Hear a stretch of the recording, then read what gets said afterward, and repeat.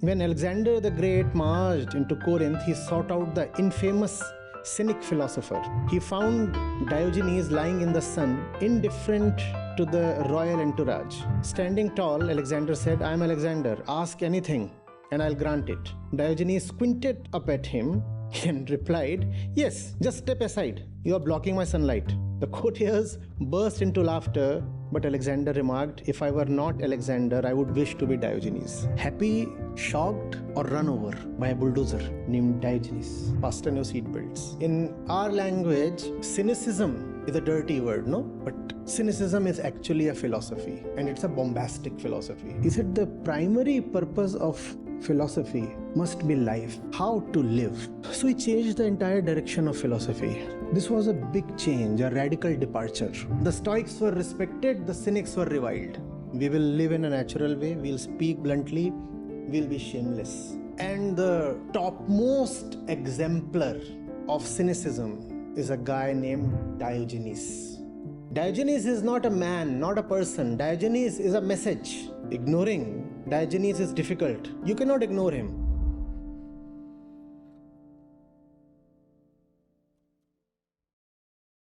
So, tonight we'll be with the Greeks, the ancient Greeks.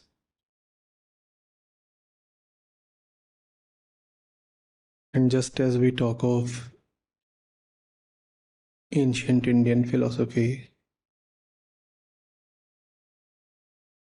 we talk of the 6 orthodox schools, we talk of the 3 heterodox schools, and then in China we talk of Taoism. Similarly, much at the same time, philosophy was taking very creative, very defined, very original shape in Greece.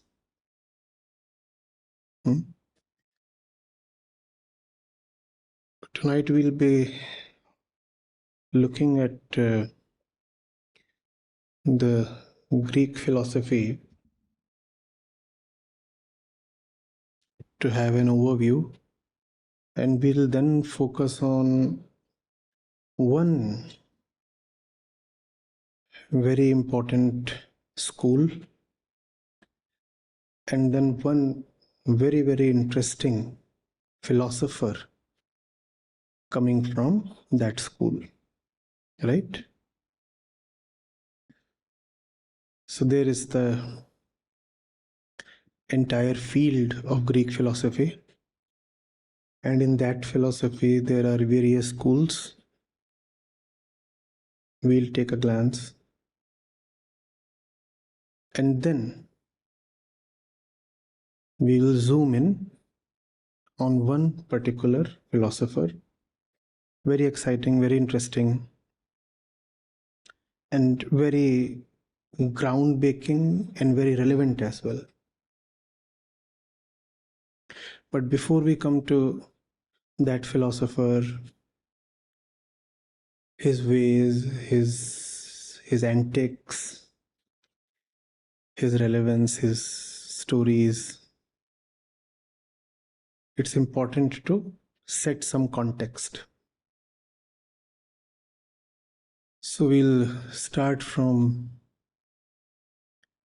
the broader field of philosophy in Greece. So philosophy in Greece is spread over a period of around 900 years.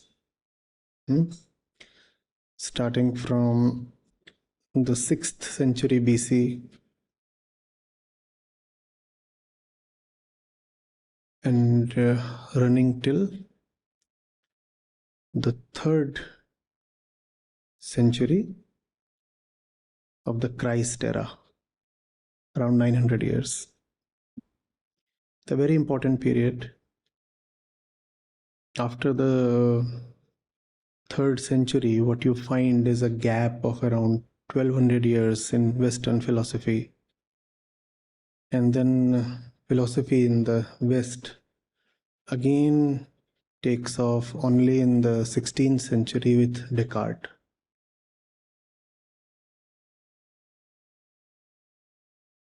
A big part of that gap of 1200 years overlapped with what you can call as the Dark Ages in Europe. Not that philosophy was totally absent, but it had been consumed by theology. So philosophy was then limited to interpretation of scripture, or rather justification of scripture. Nothing much in terms of original thought took place in those 1200 years, from the 3rd century till the 16th century.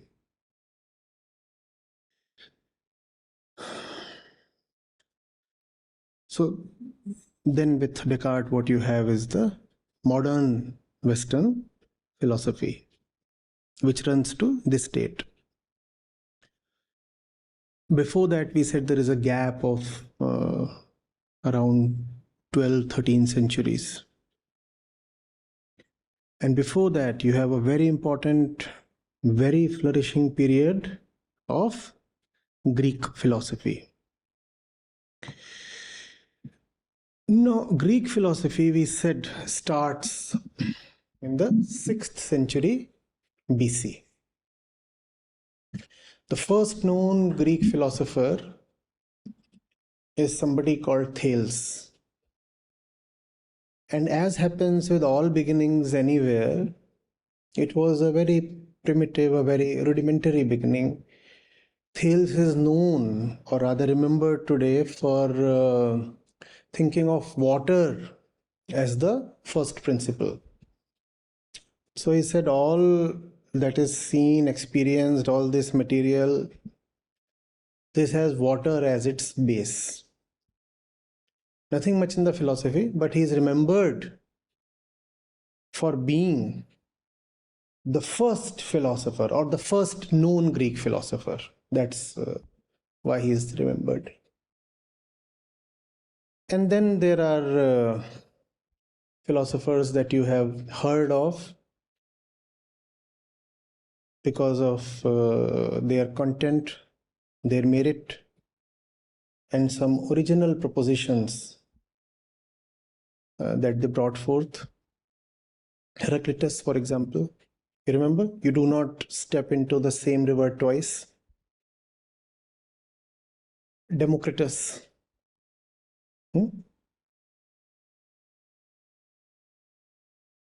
Pythagoras, he was talking of numbers. He said numbers are very important if you want to understand reality. Why am I talking of these few names? Because they constitute what can be called as the pre-Socratic era. Socrates is the benchmark, the defining point, 4th century BC. All these people came before him.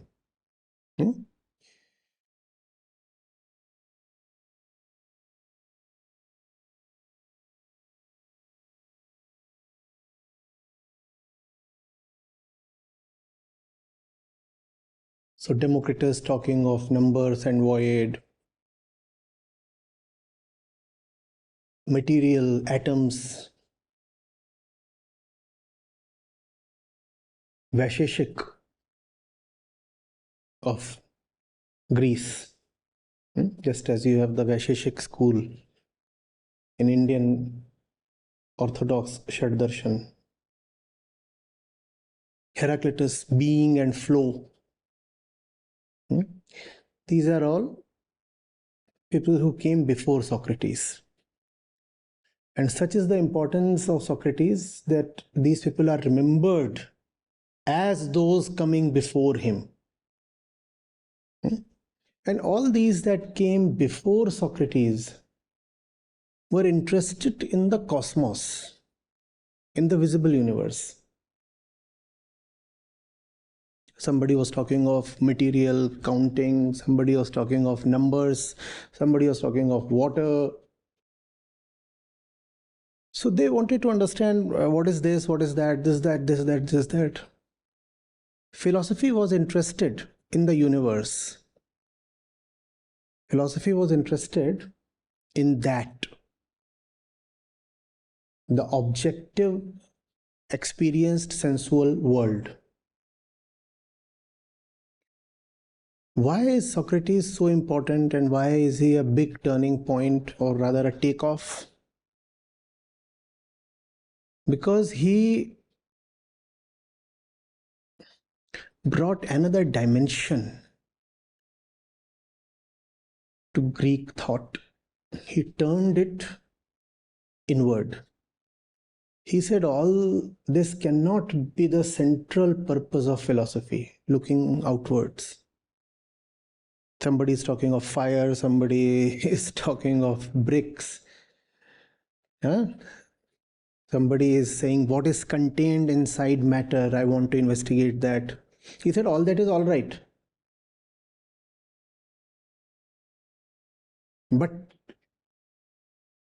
can be at best secondary.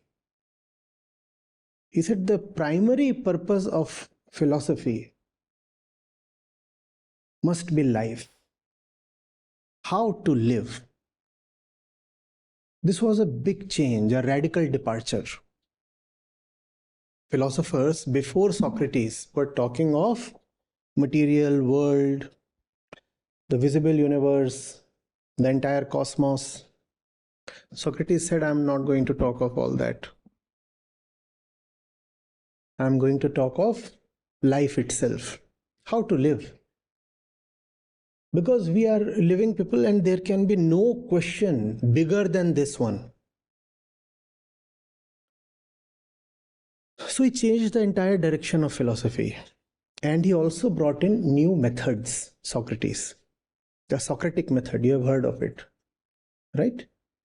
Cross-examination and dialectics.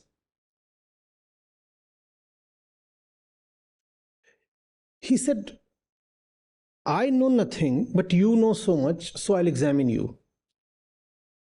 This was again a radical break from how philosophers preceding Socrates had been. They were known as knowledgeable people. To be a philosopher was to be someone full of knowledge.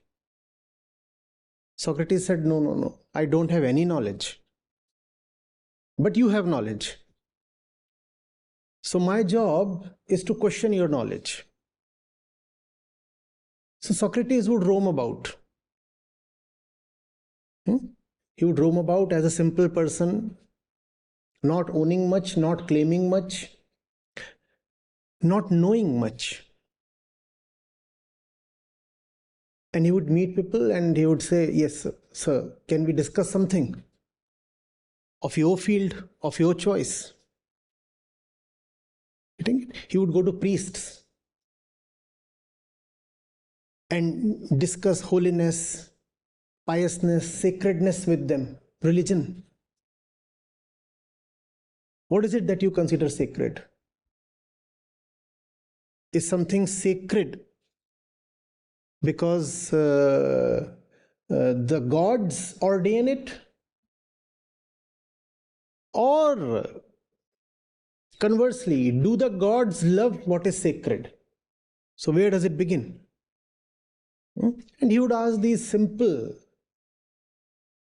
and apparently very innocuous questions, but history has it that people would be put off. Getting? He would not preach. He would discuss. He would say, here you are bringing your knowledge to the table, and I want to understand it. So fond he was of discussions that in spite of not being rich, he would actually pay people to discuss with him. Bluntly, you could say he was bribing them. He would find people on the street and tell them, would you accompany me to the nearest cafe or the bar? I'll buy you a drink. But sit with me, I want to discuss something. And to discuss something. That was his method. And because the method was so open, so logical, so democratic, and the purpose was unarguably important to come to the truth of life itself. Therefore, Socrates is taken as the most important Greek thinker. I'm getting it. So what was Socrates saying? We are just covering Greek philosophy, right? Very broadly, without the nuances, so that we can quickly come to that one very interesting person whose stories would both enlighten and entertain us, right? But before we come to him, as we said, we have to set some context, right? Some perspective has to be there, otherwise it will be more entertainment than illumination.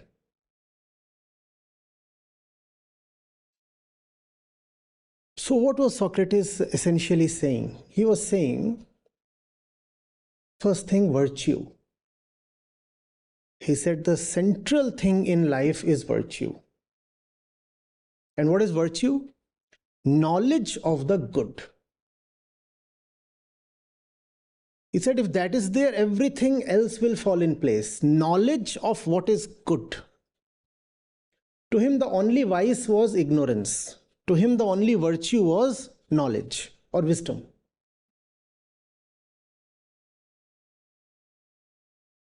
The method was exploration through discussion, examination. You have heard him very famously say, the unexamined life is not worth living. Right? Tonight we'll not be taking Socrates in detail. That we'll leave for another day, but we are surely coming to Socrates tonight because we are beginning with Greek philosophy. So we'll begin with someone you might relish actually more than Socrates.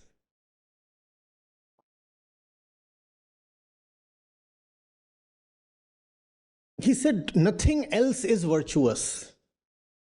If you know what is good, what is right, then you deserve respect. Otherwise, respect in itself is not a virtue.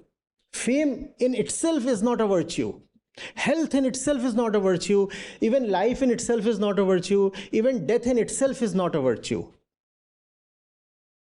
Nothing is a virtue in itself. Only wisdom is a virtue in itself. All else you would call as the indifference. You can be indifferent to all those things. Not that you have to reject them or condemn them, but you can let them be. If fame comes, it comes. If fame doesn't come, it doesn't come. If money comes, fine. If it doesn't come, fine. But there is one thing that you must always have, always ensure, and always seek to enhance, and that is knowledge. Right? So that was his position, Socrates. And because he was saying that tradition does not have virtue in itself, that power in society and your position in hierarchy does not have virtue in itself. Therefore, he was quite disruptive. And a lot of young people listened to him. See, when you come up with something radical, it is difficult, right? That the elderly will come to you. So a lot of young people from Athens were coming to him. which included people like Plato, Xenophon. And what he was telling them was, respectability must follow virtue. Getting it? You can be considered respectable only if, first of all, you have virtue. And what is virtue?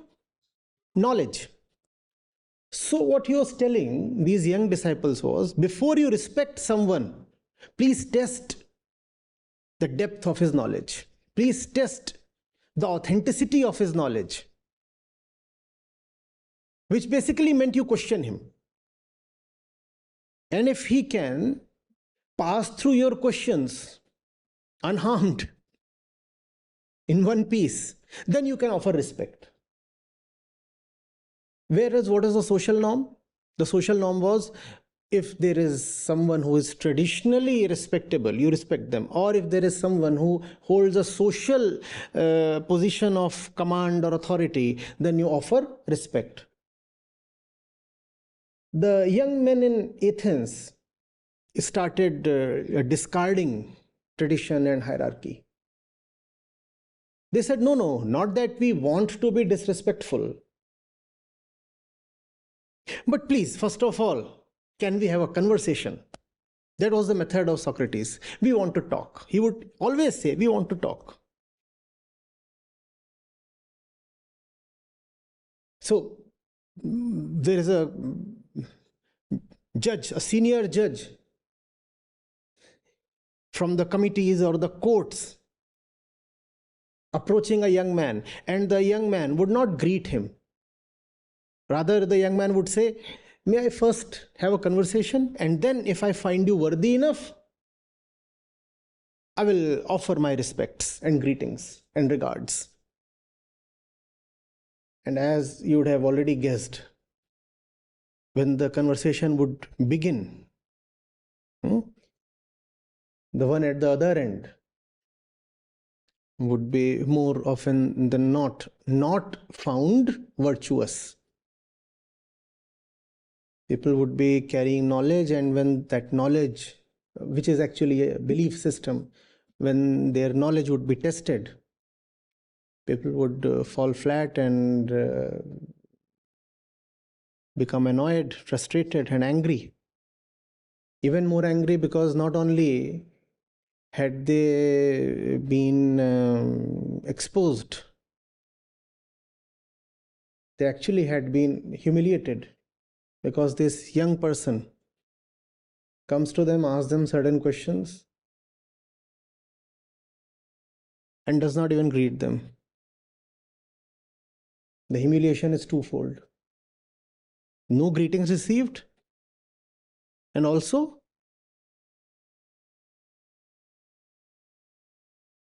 shown up as hollow. So the result was that the public opinion among those in positions of power and authority grew very fearful and hateful of Socrates. They said, he is corrupting our youth.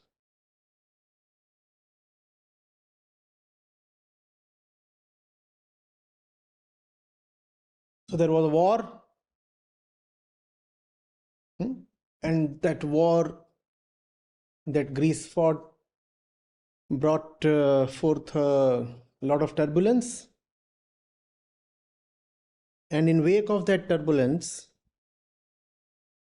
Socrates was tried for corrupting the youth.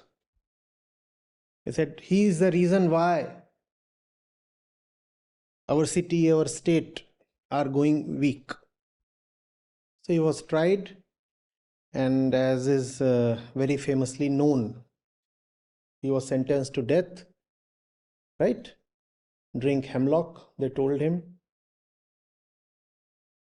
And he accepted that, poised, composed, and in front of his favorite disciples, he coolly breathed his last. Now, such is the importance of Socrates that from him many schools branch out. He is the father and even grandfather of several streams of Greek philosophy.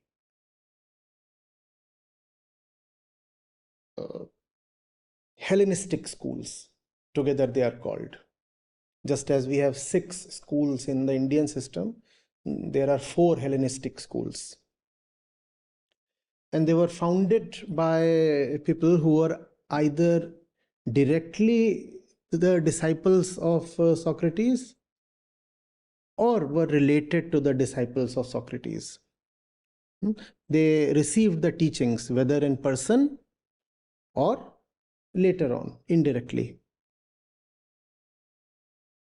So we are now coming closer to the very interesting philosophy we'll be taking up today. And we have spent a lot of time just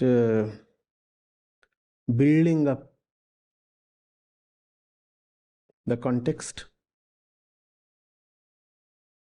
So as is known, Plato comes from Socrates, and then there is Aristotle, and Plato came up with the academy and the idea of forms, and the republic and the philosopher king, right? We know of all these things associated with Plato, and maybe one day we'll go deeply into them. But for tonight, this is all that we want to take of Plato.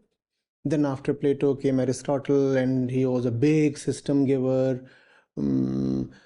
Physics, metaphysics, biology, politics, ethics. He went into everything. He in fact refined some of Plato's ideas, and politics. Man is a political animal. Aristotle, he gave all that. So these 4 schools, first of all, that branch out from Socratic teachings. What are these 4 schools? The Stoic school, the Stoics, all of them owe their allegiance to Socrates. A bit similar to how the 6 Indian schools all claim reverence and allegiance to the Vedas. Similarly, the 4 Hellenistic schools, they all come from Socrates. That is the importance of Socrates in Greece. You could say he is the Ved there. And then so many things flow from him. So the Stoics. And these Stoics, why am I naming them first among the 4 schools? Because 300 and 2000, 2300 years later, they are still the most respected school among the Greeks, the Stoic philosophy. And when you talk of the ancient Greek philosophers, many of the names that you mention, they are all actually Stoics, right? You talk of Marcus Aurelius, for example. Who is he? He's a Stoic. You talk of Seneca. You talk of Epictetus. All these are Stoics. And there is a reason why the Stoics came to be accepted and respected, whereas that school that we are going to talk of today was neither accepted nor respected, but actually deformed and abused. I love such things, and that's the reason I'm going to talk of that school tonight. So the Stoics are a respectable people.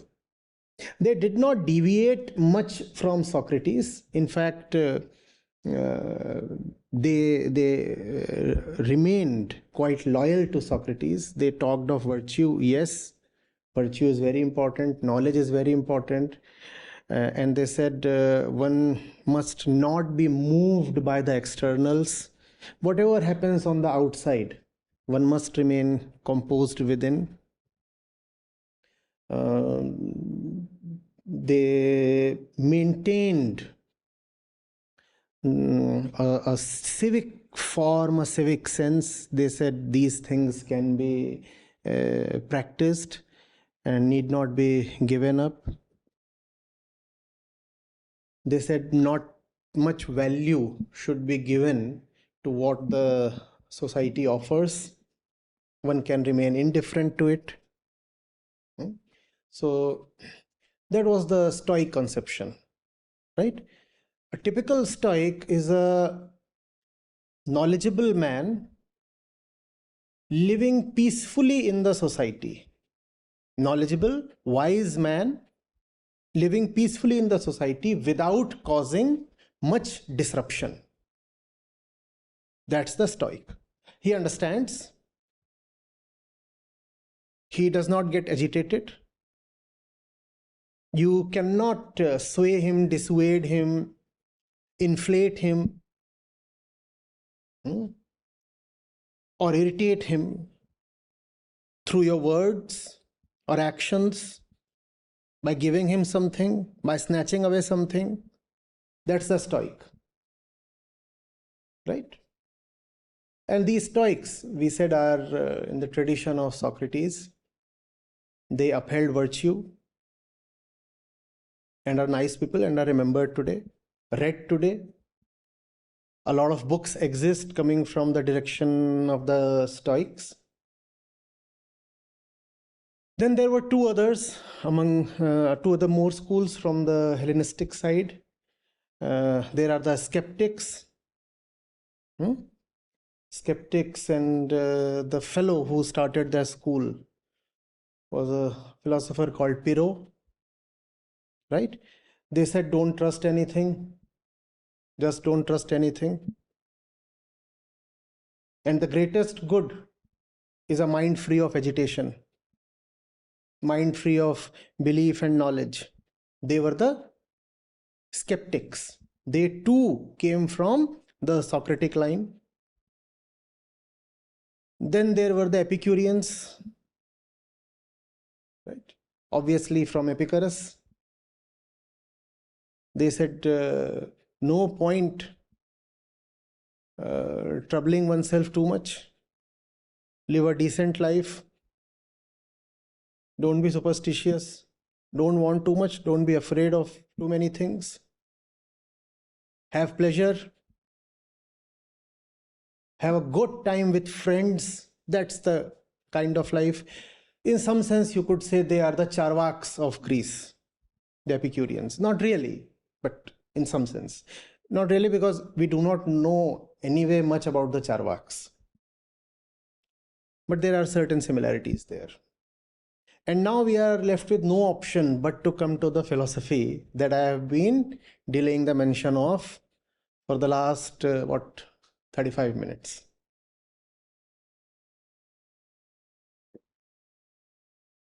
The Cynics. The Cynics. In our language, cynicism is a dirty word, no? But cynicism is actually a philosophy. And it's a bombastic philosophy. Fasten your seatbelts. Cynicism.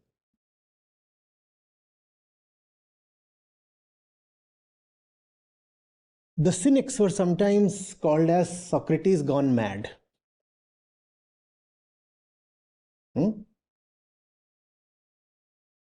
They took Socrates in the purest form possible. They said if virtue is what matters and virtue is knowledge, and knowledge tells me that I have to be indifferent to the world, to the society, and to the body, then together these two things mean that real virtue is freedom. Please understand. Socrates said, knowledge is virtue. And what do you come to know of? You come to know of that you need to have a stoic attitude towards the world and towards the body and anything that happens. So the cynics combined these two things. They said, my knowledge tells me, as Grandpa Socrates told us, that all these things don't have to be valued much. So virtue now becomes freedom. They said the central virtue is freedom. Freedom.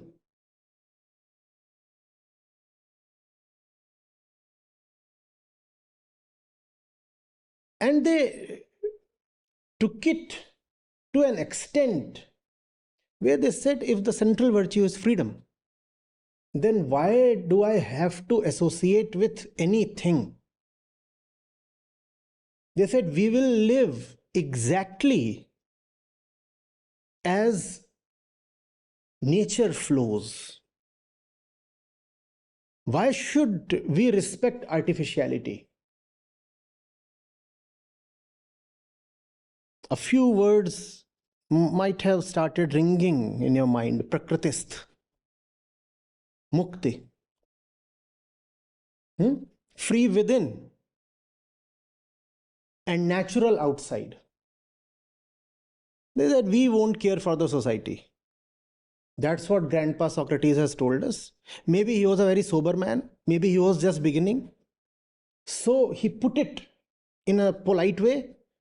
But we know what he meant, and we will take it to the conclusion, to the extreme, to live life. So they said, first of all, virtue is freedom. Freedom alone is virtue. Secondly, one has to live as per nature. Thirdly, one has to be shameless. That's not a word I am coining. That's an important pillar of cynicism, shamelessness. Shamelessness. And now you will know why they are called the cynics. You know what does the word cynic mean?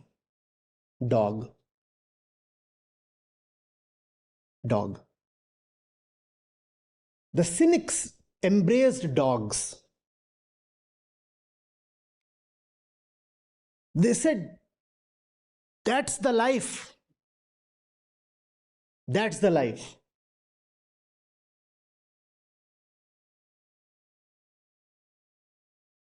People live in their houses. We will live on the roads. We are not afraid. You wear clothes, we will not wear anything. What's more, if you misbehave, we will bark and bite. So the next pillar of cynical philosophy is blunt talk. Putting it as it is. Shocking people with bare, no holds barred kind of utterances and behavior.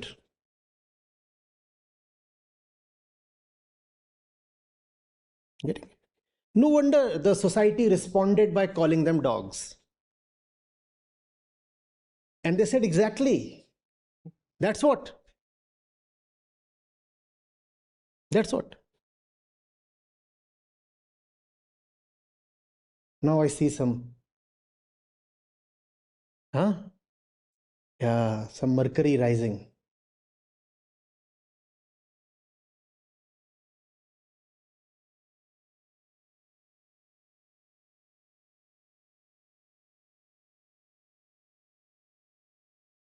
Getting it?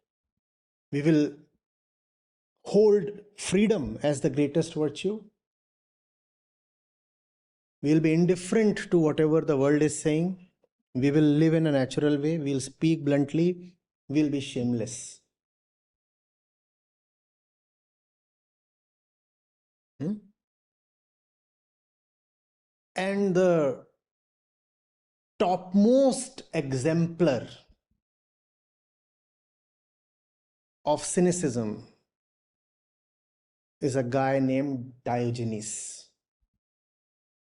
We'll go into the story of Diogenes, that is the biography of Diogenes, for a while, and then we'll come to some of his parables. By the way, these parables were not something that he narrated. These were things that he lived. And that is another important feature of cynicism. Philosophy is meant to be lived. Philosophy is a thing of life and road. It is not a thing of books. So the cynics never wrote any books. The Stoics kept on writing books. The Stoics kept on writing books. The cynics said, our life is the book. The Stoics were respected, the cynics were reviled. The dogs. Think of it. You think of philosophy as dull, boring, a thing of the grey-haired ones. Here you have a people who wanted to be called as dogs. Call us dogs. We think dogs are much better than who you are. Cynics spent their lives spitting on people. So Diogenes. This chap was born, there was a Greek port, a city port, a colony on Black Sea. He was born there, and his father was a banker or did some job related to finance. Now, Diogenes didn't like much of what was happening in his family and the traditional kind of job, and finance is usually a function in which you have to be very conservative, very modest. You cannot be a radical kind of person in finance, and he came from a family of a banker, an accountant, something. So he did something. Now, no clear historical account is available to the extent I know.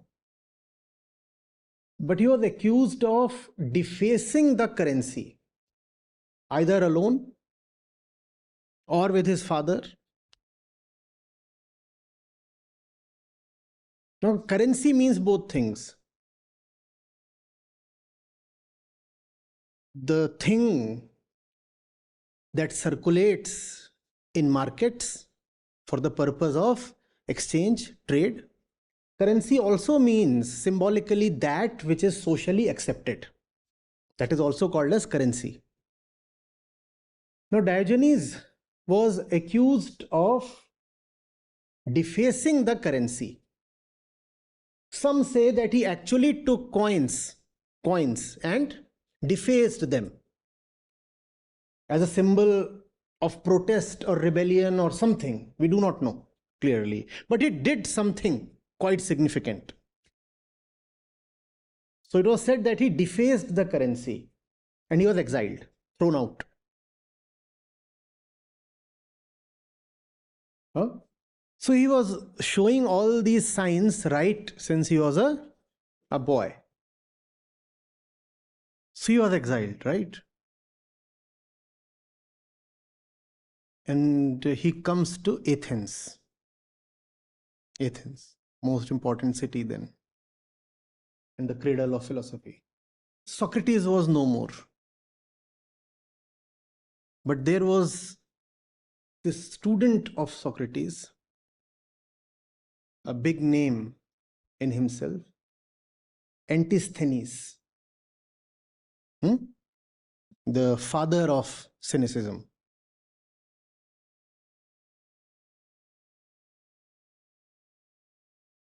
Diogenes goes to Antisthenes and says,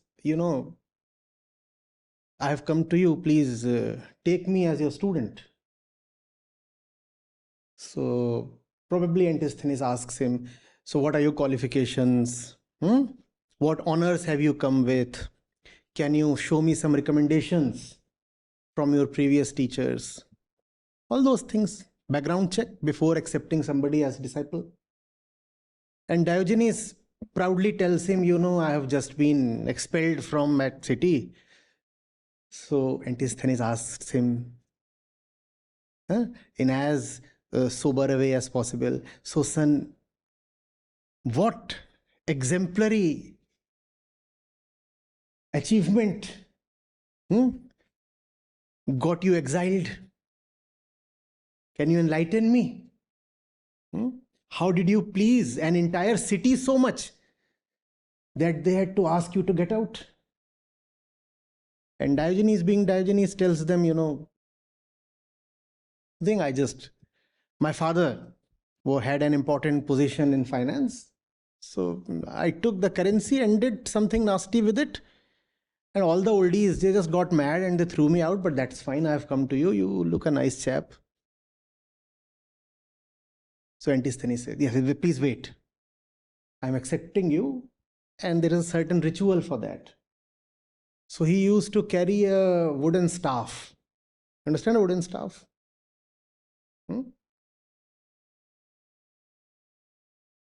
He picks it up and starts beating Diogenes. He says, you get out or you will get more of it. Diogenes stands his ground. He says, I'm going nowhere. I'm just not going anywhere. And there's a beautiful quote to this incident. Diogenes says, either you show me the wood that won't break on hitting me, or you accept me as your student. He said, you will not get any wood that can succeed on me. I stand here and I'll tolerate everything. You'll have to accept me as a student. You can keep beating me, I won't go away. And with the kind of CV and intro Diogenes had brought, and with the kind of utterance that he offered, it seems Antisthenes kept beating him. And he actually probably kept beating him till not just one staff, but many staffs got broken. And Diogenes said, you can keep beating. I'm not going. You teach me. And he was taught. He was accepted and taught. And what a worthy disciple he proved to be. What a worthy disciple. He lived what he was taught. He was taught cynicism and he lived as a dog. He said, I live as a dog. He actually lived with the dogs. He was the topmost philosopher of that time. And he said, all that I can do is spit at this society. There is nothing else that I have for you. Just disregard. Just disregard, nothing else. He was the most educated person in some sense, the wisest obviously, and he made a barrel just outside the city, the periphery of the city, as his home. Not exactly outside, not so much outside that the city can ignore him. He said, I won't go so far that you start ignoring me. Not like the rishis of India, who went to the jungles and the city then could comfortably forget them. No. He said, I'll remain at a place where you'll have to look at me daily. And he gathered dogs. And he said, I'll live with the dogs. Why? Because living with dogs is far better than living with you people. Now you know why we have made cynicism such a dirty word. The meaning that you today give to the word cynic is not at all the meaning it originally held. He feared no one. He did all kinds of strange things. Because he had to live naturally, he wore very little clothes. He would even relieve himself in public. He would go to a crowded place and start performing natural functions. And somebody would say, why are you doing this? He said, I'm a dog. Don't you know I'm a cynic? That's the name you gave me. I can do anything. And then they would say, this is a clean place. He said, no. Everything touched by you people is unclean. And that's why, like a dog, I'll urinate here. Not to be misunderstood. Just for the sake of making a statement, he's said to have even masturbated in public, in full view of a crowd.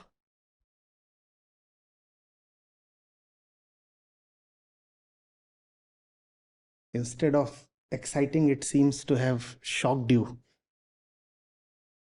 That's one of the hallmarks of cynicism. Scandalous behavior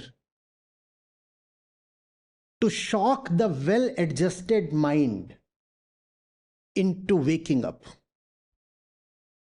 He said, all of you are living dead lives. And if I behave in a civic way, then you will continue your rotten, well-adjusted, systematic, traditional, repetitive, unconscious behavior. You will continue this. So I have to do something that shocks you up. Getting it? So in broad daylight, he would take a lantern and start bringing it close to the faces of people. And people will say, what the hell are you doing? First of all, what kind of dress is this? And now you are carrying this lantern and it's midday and you are putting it to my face and then gazing, ogling. He said, no, nothing. I'm just looking for an honest man. So entire day he would do this and go to the most respected and noble people. He would pick them out.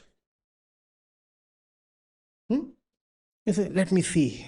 No, not an honest one. Wherever a crowd would have assembled, that was his moment of delight. Now I have people to do something with. So a crowd is rushing towards the court. He would deliberately start knifing through them in the opposite direction. Somebody would say, but why are you going that way? That's the place to go. We all have been called there. He said, no. I have no business going in that direction, the direction in which I am going. But it suffices that I am going in a direction opposite to yours. I don't have any direction to go to. But if you all are going in this direction, then I'll move in the opposite direction. Otherwise, I have nothing to do in life. I'm a dog.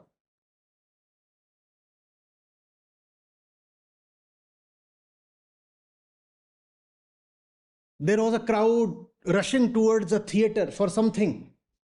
And again, Diogenes comes to know of it. He rushes. He starts running in the opposite direction. That too not one time but many times. Because he wanted to make it a spectacle.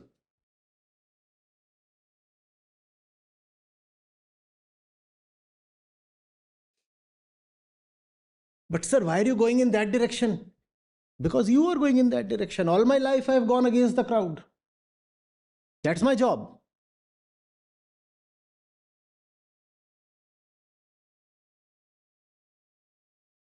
Now people got fed up.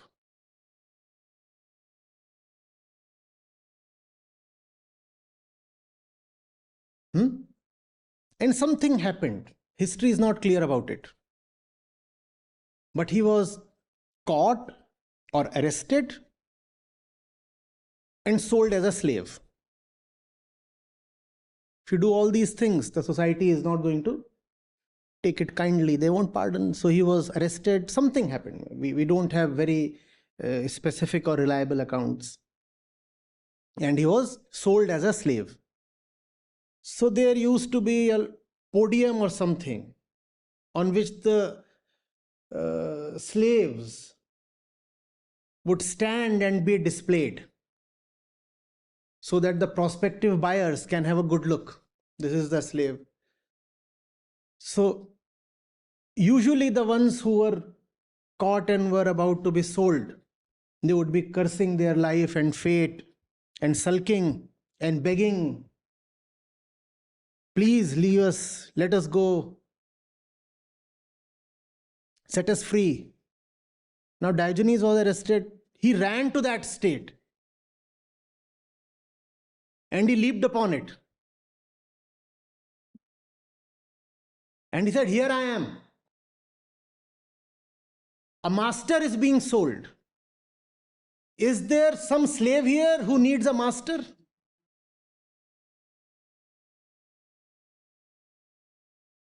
Is there any slave here who deserves this master? A master is offering himself. Anybody ready?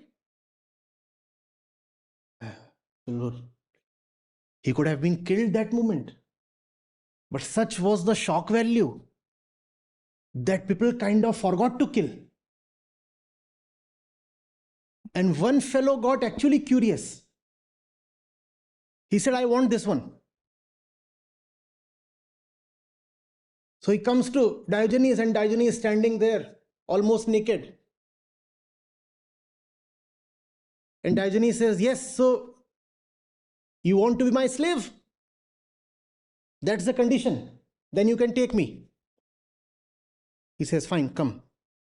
Diogenes says again, you know very well, I'm not a slave, I'm a free man. Because that's the central virtue in cynicism, freedom. Right?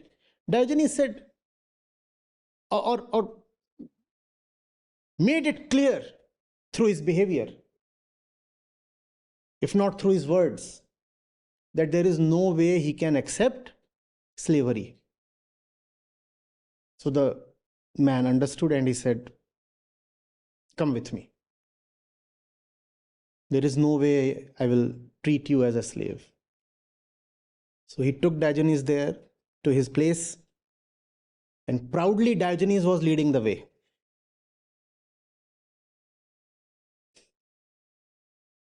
Like a champion, like a master. Yes, yes, come on, follow me.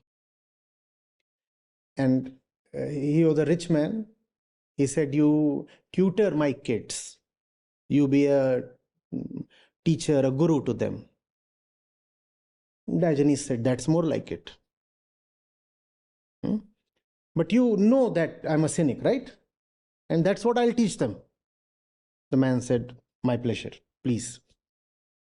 And Diogenes taught his sons, I don't know how many, whatever, you can look it up for yourself.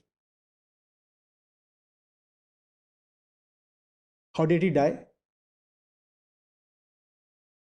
He used to eat scraps. He said, I'll not eat the way you all do. I hate, I loathe, I disregard, I totally reject whatever has been touched by you. So he used to eat stuff from here and there, often stale food or something, and that got to him one day. And he got sick and he happily died.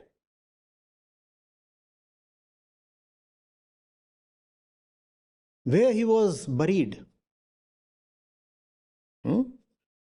at that place, the Greeks raised a pillar. And on top of that pillar, they put a marble statue of a dog. That's his samadhi. There is a pillar, and on top of that pillar there is a dog. Check whether that pillar still stands. That's Diogenes for you. Getting it? So, the first story that we have is, and it's not a story, it's biography. In that sense, it's history. It's not really a parable. So, when Alexander the Great marched into Corinth, he sought out the infamous Cynic philosopher. He found Diogenes lying in the sun, indifferent to the royal entourage. Standing tall, Alexander said, "I am Alexander. Ask anything, and I'll grant it." Diogenes squinted up at him and replied, "Yes, just step aside. You are blocking my sunlight." The courtiers burst into laughter, but Alexander remarked, "If I were not Alexander, I would wish to be Diogenes." If I were not Alexander, I would wish to be Diogenes. That kind of irreverence and that kind of oneness with nature. I love sunlight more than the patronage of the most powerful king. It's winters. I'm lying by the river, taking some sun. And that's the utter maximum I expect from life.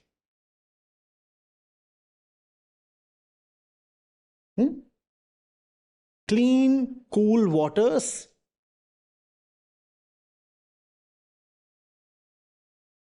And I'm lying by them. No noise, no consideration, no obligations. And the sun is shining on my body. And I'm at peace. And I won't sell this peace for any piece of royalty. Even if you are Alexander, you'll have to step aside. You are blocking my sun.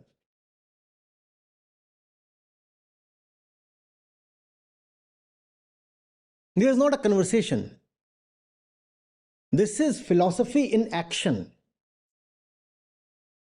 This is a display of a philosophical position.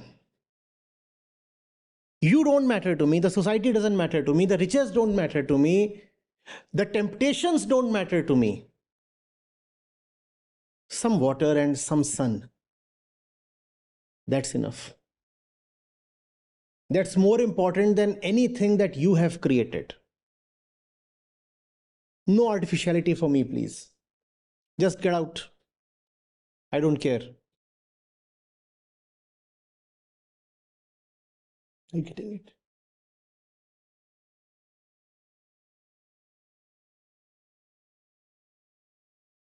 Socrates used to live very frugally. Though living frugally was not really the centerpiece of the Socratic philosophy, but that was taken up in a big way by the Cynics. When you look at Diogenes lying by the river, you also see that he is having nothing. It's not a mattress he is lying on. He's just lying on the soil. So we have already said he used to live in a barrel. And he had very few possessions. One of his possessions was some cup or some utensil that he used to carry. And it is said that once he saw a child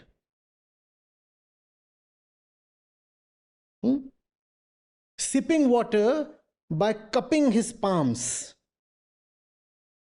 Cupping his palms, the child was sipping water. And Diogenes laughed and threw his cup away. He said, even this is not needed. Thank you, kid, for teaching me a lesson. The sunlight is enough. What nature has given me, that is of tremendously greater value than whatever this society creates.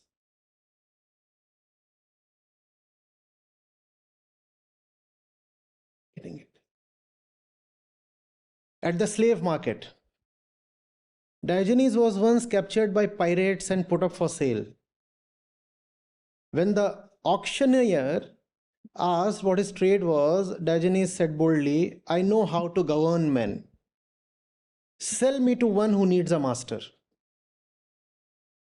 A wealthy Corinthian named Xeniades bought him, and instead of living like a slave, Diogenes became the teacher of his sons and the advisor of the household, living freely in spirit, even while owned. We've already spoken of this. I cannot be enslaved. You can kill me, but not fetter me.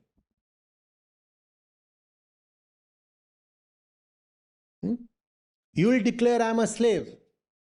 But that doesn't matter. What matters is what I will declare. You keep declaring I am a slave. In your face, I will announce I am your master. Now, nobody wants such a slave, right? Suppose you have a slave at home. And in front of your guests, he says, I am the master of the household and this one is the slave.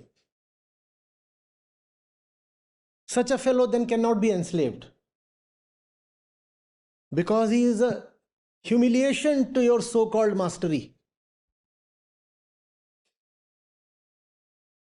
In fact, you will feel enslaved in front of him. Better to let him go. The pile of bones. Alexander and Diogenes had a lot of very famous encounters. One I have in fact missed in this little compilation of 5. It is said Alexander had told Diogenes that I'll return to you once my voyages are fulfilled. And Diogenes at that moment had said something quite remarkable. And Alexander could never make it back to Diogenes. In fact, when he returned, he had his palms spread open exactly like a beggar. There is a beautiful context to it. You will enjoy it. Some of these might just be later additions or extrapolations or exaggerations. One doesn't know, right? Nevertheless, we do come to see the shining spirit of cynicism in the Diogenes-Alexander dialogues, even if they are just mythical. So Alexander once found Diogenes sifting through a pile of human bones. Curious, he asked what he was doing. Diogenes replied, I am searching for the bones of your father, but I cannot distinguish them from those of a slave. The mighty conqueror fell silent. Slap. Brutal.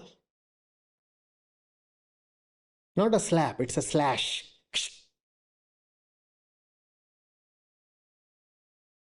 Getting it? For all your riches, this is who you are. This is who you are. Now,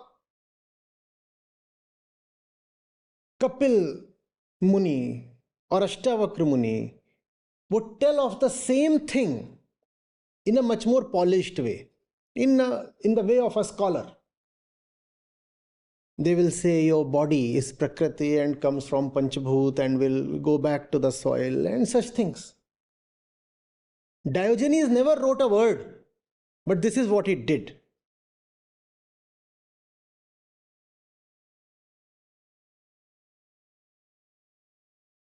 And he was a champion at creating effect. No book could have ever silenced Alexander. But the slap of Diogenes' actions did silence Alexander. For the Cynics, philosophy was something, it's a thing of brutal honesty. You have to live it. You have to live it.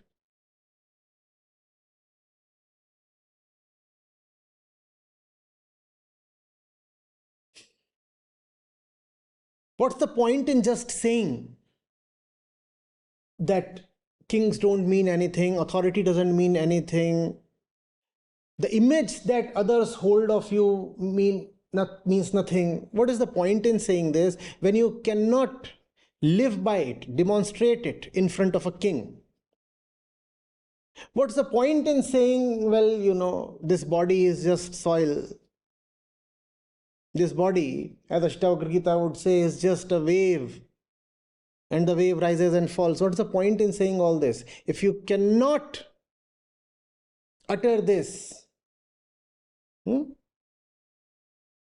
the face of a king, I'm looking for the bones of your father.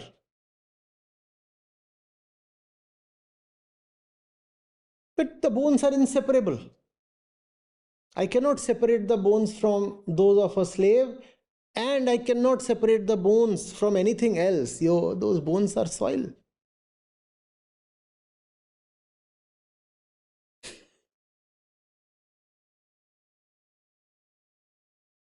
At a sumptuous banquet of wealthy Athenians,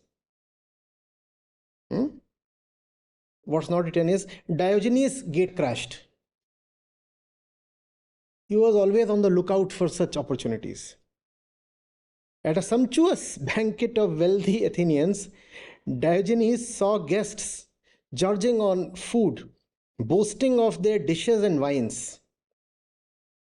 So what does he do? Right in the middle of the banquet, the party. So he deliberately threw scraps on the ground and sat down with the dogs. And this is right in the middle of the fest, the party. And he ate alongside them. Here the dogs are eating, and in the middle of them Diogenes is eating. And all the greats and nobles and the rich ones are assembled and scandalized. What's going on? Who is this one? Offended, the host scolded him. That's very mildly put. I guess the host would have done much more than that. Diogenes retorted, "These dogs eat honestly without display. You eat worse than they, dressed up in finery and vanity." In the Cynic philosophy, what is natural need not be hidden. You remember Bhagavad Gita, Saral Kam? He said simple desires, there is no need to feel ashamed of them or guilty about them. So shamelessness, that's the word there in Cynicism. These are simple desires. What's the problem? Why are you hiding? Yes, there is good food and you are eating.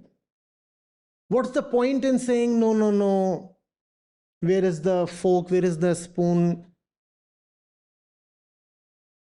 There has to be the entire cutlery, and there has to be a way and a certain mannerism.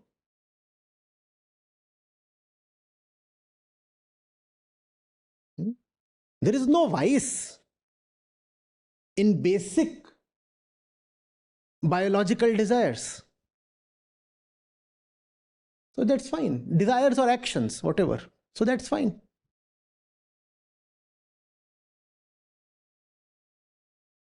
I would go on to imagine that having eaten, Diogenes would have urinated at that place before leaving. That's what he was doing.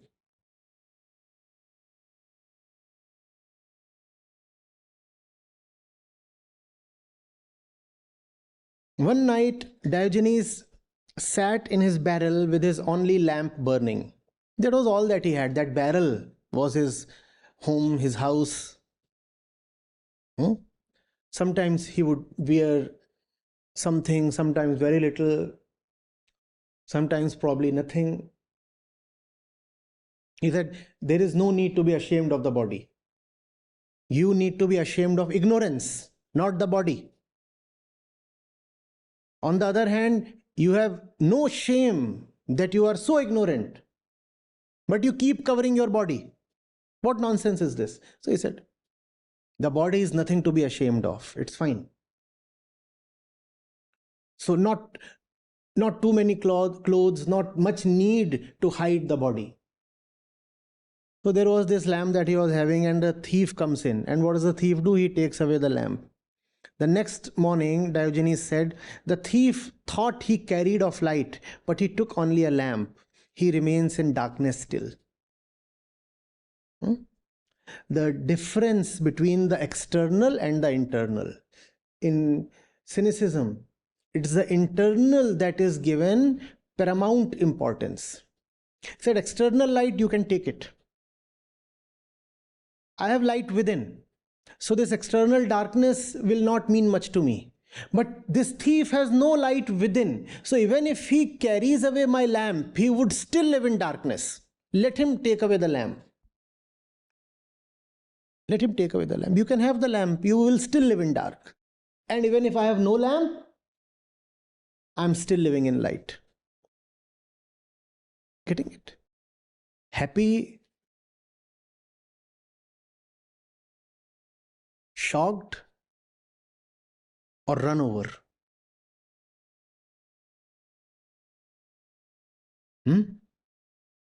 By a bulldozer named Diogenes. These were the rishis there.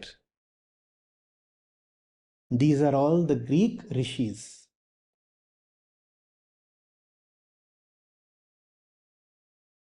In fact, if you look at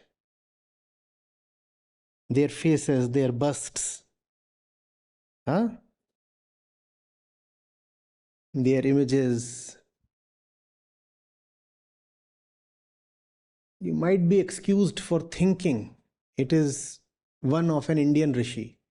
They even looked alike.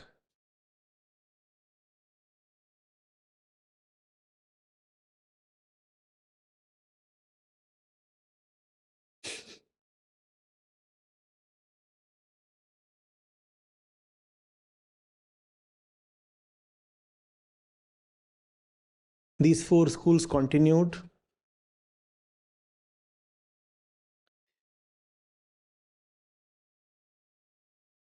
Then came Christianity, and the entire flow of Greek philosophy was then absorbed by Christianity.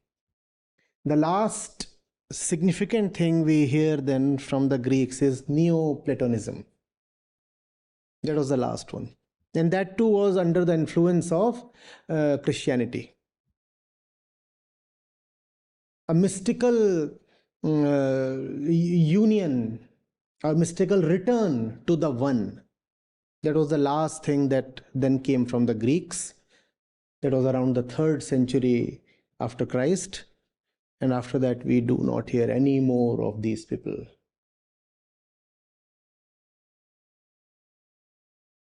The golden age of Western philosophy is over.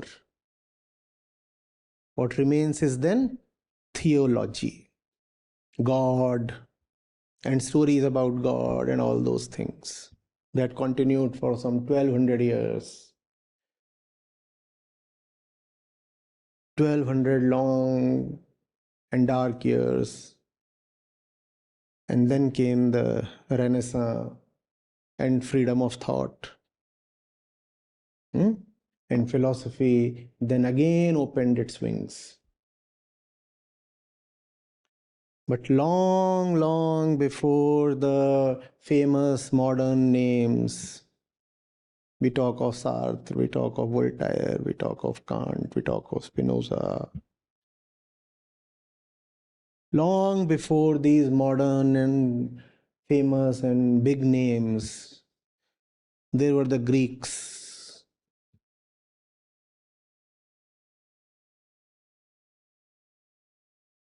The Greek rishis. Father Socrates. So there is one important distinction. Many of the Greek philosophers were killed. Socrates was not the only one.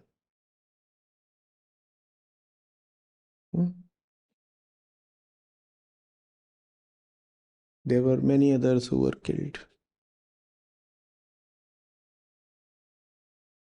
That didn't happen in India.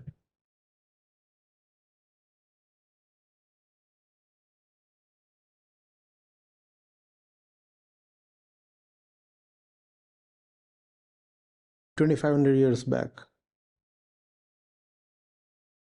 Human consciousness was flying free to this radical extent. The cynics disregarded everything. They said your education is of no value. It only trains you to become a machine, a slave, an automaton. They disregarded marriage also. They said, when you don't have any awareness, what the hell are the two of you doing together? On what basis are these two people living together? Obviously, goes without saying, rituals, conventions, traditions, the cynic would kick them all away.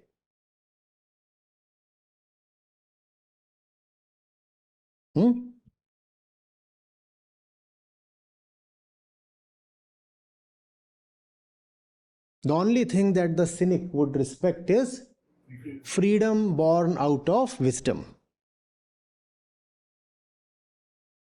The only thing the cynic would respect is Prakriti, nature, not society. Nature is very, very respectable, but you guys are not. That was the cynic's position.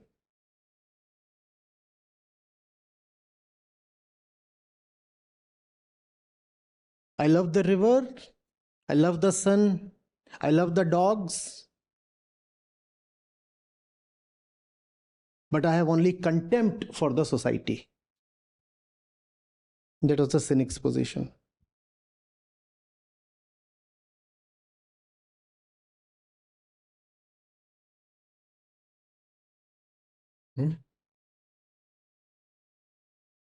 Namaste, Acharya Ji. My question is that many of us, including myself, call ourselves cynics, and it has become another fancy trend nowadays. But isn't that a way to avoid the effort needed to actually change and improve our lives? The way you use the term cynic is it's a pejorative in your context. It's derogatory. The position that the cynics took was, let those who are enslaved in the house try to improve the house. We are free birds of the open sky.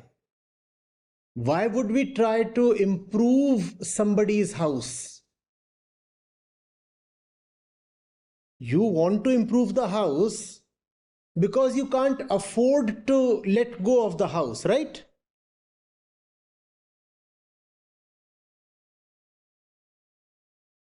The cynic would say, I don't have anything to do with that. I'm already free. Why should I improve it? But yes, those who are still within and caged, I'm not going away from them. I'm very much in the city, and I make a spectacle of myself so that I can teach them. I can teach them that freedom is precious. But that doesn't mean that I'll consider myself as engaged. I'm not engaged. You are engaged. So you figure out what to do with your cage, and you figure out why you have accepted the deal. I never nodded to the deal. So I don't have any obligation to reform the society. But yes, I will keep showing a mirror to the society. So those who are in the society, they may look at their face, their real condition, and then they may reform themselves.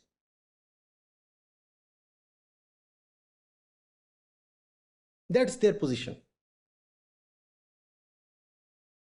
Thank you, sir. I'm Sagar. I'm listening to the guitar sessions from past 1.5 years. So my question is, if Diogenes were to be alive today in today's world, Who? Diogenes. yes, Hmm. if if he were to be alive in today's world, like what would his actions look like? We would have already killed him. Why would he be alive? You think you would let him live? No, no, not That's even a day. so. That's it. Game up. The question stands answered.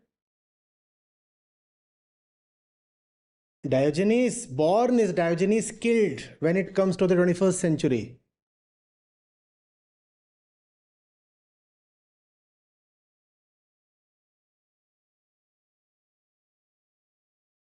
And killing is not necessarily always physical. Diogenes is not a man, not a person. Diogenes is a message.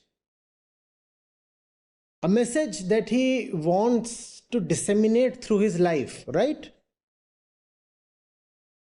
To kill Diogenes,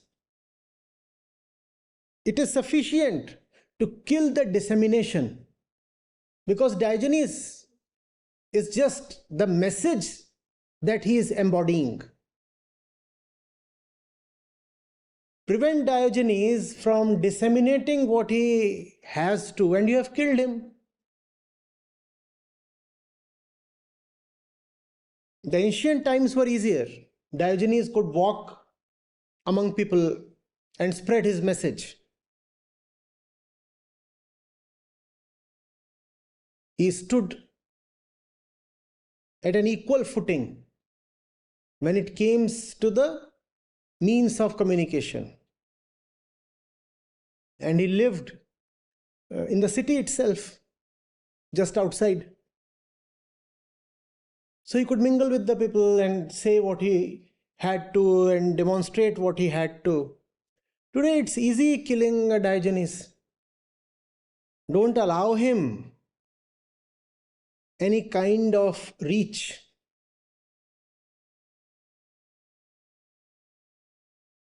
Prevent his message from reaching far and wide.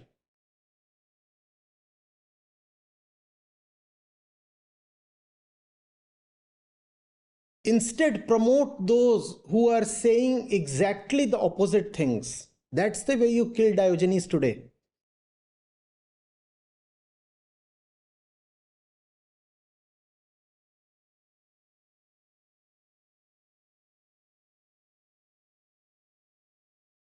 So like, it's like ignoring is the No, not just ignoring. Ignoring is a passive thing.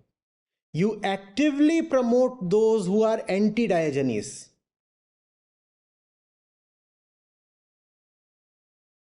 Ignoring Diogenes is difficult.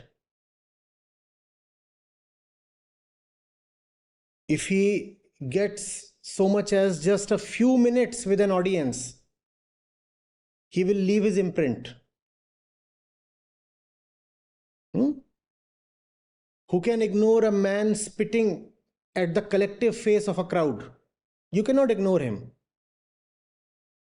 The way to kill him is keep him away from the crowd.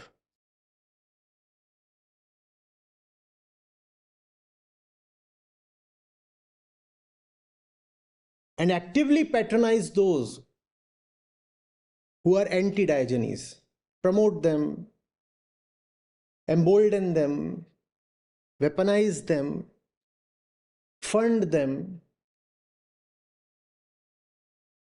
valorize them, give them state awards, send them to international fora,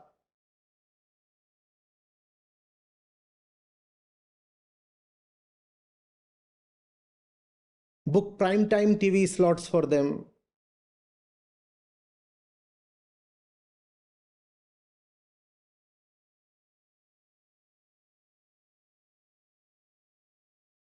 Let corporate honchos and billionaires and top ministers come to release their books.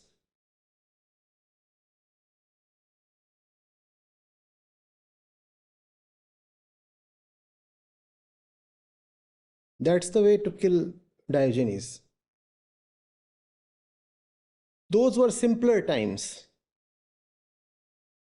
A man could just walk the streets and radiate his message. Today you require other things.